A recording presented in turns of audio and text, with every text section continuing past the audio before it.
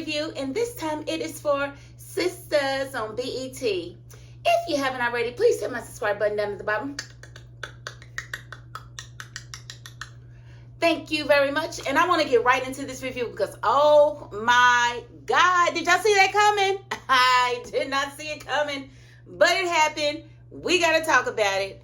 This triple date. Okay, so we got Andy, Danny, and Sabrina. They now went over Jordan's house. Jordan's having a mixer, so he's got Tony, Jordan, and Rich. But Gary is a surprise addition. Now, what is Gary doing at Jordan's mixer, you ask? You ain't gonna believe this. That's his soon-to-be brother-in-law. How's that even possible? Gary's not married. No, but Gary's engaged. To who? Jordan's sister. Now, how is this even possible? Because we know Jordan met Andy on the dating app. So, and we know that Gary's friend runs the dating app. So how was it possible? Like, what are the chances that this is the case and he's actually engaged to this guy's sister? Like, what are the chances? Oh, chances are high when you're dealing with a Tyler Perry sitcom. It's totally predictable, but oh my God, I love it because Gary was just coming out of his skin. He was trying to get out of there. We didn't understand exactly why he was trying to get out of there like that. I thought it was maybe because he didn't want to see Andy, fraternizing with Jordan. He didn't really want to see that go down because y'all know he go crazy over some Andy, right? He done bought this girl a Rolls Royce, bought this girl an apartment, bought this girl everything, thinking that he was going to buy her, and she still didn't want him. And then his fiance come walking in the door. Oh my God. And she was just as pretty as she wanted to be. I mean, Andy couldn't say nothing. I mean, because the girl's cute and pregnant. Not only is she a fiance, she is a mother-to-be. Gary got a baby on the way. Milk dud head ass Gary got a baby on the way. Y'all know I was in here dying. And poor Andy just sitting there looking like the dummy she is, because how many chances did she have to get away from him? And just didn't want to get away from him. Just wanted to, I love him. I love him. But does he love you?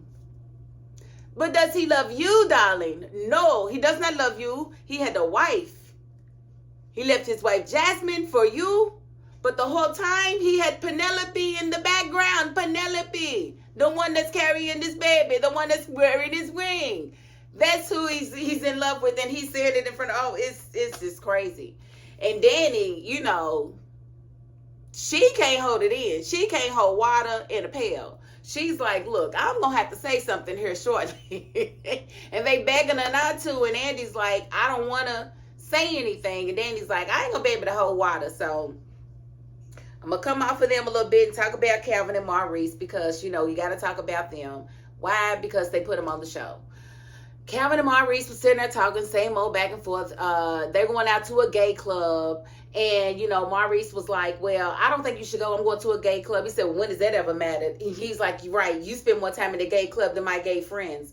That's because he's down low gay. Let's just be honest. So Calvin is supposedly going to find Maurice a good man. We'll see how that works. Hopefully he find himself a good man because that's what he really need, right? Right. We need Calvin to come on out the closet because it's crowded in there. Okay, so we see Fatima and Zach, and they are looking for his son, Michael. And they can't find him. They go to the apartment where he stays with his mom, and the neighbor comes out, Cheryl, and they're having a conversation. And she's like, well, yeah, the baby, I hope he's not in there. I hope he's gone to the hospital. He was limping around here earlier. I don't know where he is. So... I don't know why they make the neighbor. I don't know where he is. Hopefully they took him to the hospital. I love you, Tyler Perry. I swear I do. You always give me one. Every show. But in talking to the neighbor, they were like, do you think that's where he is? She's like, I don't know. They said that they were going to court. All of this was transpiring. And before they left, I don't know why Zach wanted to do this, but Zach, gave the lady a stack of money like she was a stripper or something. And she was like, I don't want your money. She was totally offended, totally appalled that he would offer her money. I'm trying to help this baby, and you trying to give me your money. You come around here with your fancy car and your fancy clothes, but you can take your money. You can go on away from around here. And so they apologized, profusely. They just kept apologizing to him and Fatina. We did not mean to, offend you, blah, blah, blah. And she was like, yeah, well, you apologized and he apologized. So, I guess I could take some of that money. You know what I'm saying? I said, she'd have made all this fuss and they're going to take the money anyway. Oh. I mean, I can't make it up. And then you got old Karen at the house, meditating. But first she's talking to the renovator, the guy that's going to renovate her shop after the fire. Now, we know he's being played by Jason Weaver from the 90s, from the Michael Jackson movie. He's playing, and I don't really get his character. He's supposed to be married with a bunch of kids, but he's flirting like crazy with Karen, and she's flirting back. And he got a whole bunch of kids. So I don't even understand that, because you pregnant with so-called Zach's baby. Well, we know that's not even Zach's baby. That's really Aaron's baby. Remember, I told you I ain't going for it. I ain't going for that fake paperwork until it makes sense to me. So you pregnant with Aaron's baby, but you ready to flirt and have fun with a married man. And this married man telling her don't buy nothing for the baby because they got all of this stuff at the house. What you got? Fred Sanford's junkyard? What you got, strollers and stuff over there, bro? Like, he said they got everything from age 0 to 9. Like, what do y'all have, a baby making factory going on over there? Like, why do you have so much stuff, bro? Like, why? So we'll see where that goes. And she calls Pam and has Pam go to the hair supply store for her. And she's like, yeah, and get some guys over here to move this furniture and stuff. I need this furniture moved. And she don't want to call Aaron. She don't want to call Zach. And she meditating. So, you know what? As long as she ain't over there fooling with Fatima and Zach, I'm cool. Meditate, be one with your baby. You just stay your crazy self on over there, Karen, because we didn't have enough of you and your antics. And so I want to get back to the big date with the girls and the guys. And, it was a little tough to watch because, Andy's been through so much with Gary. But at the same time, this is what you get.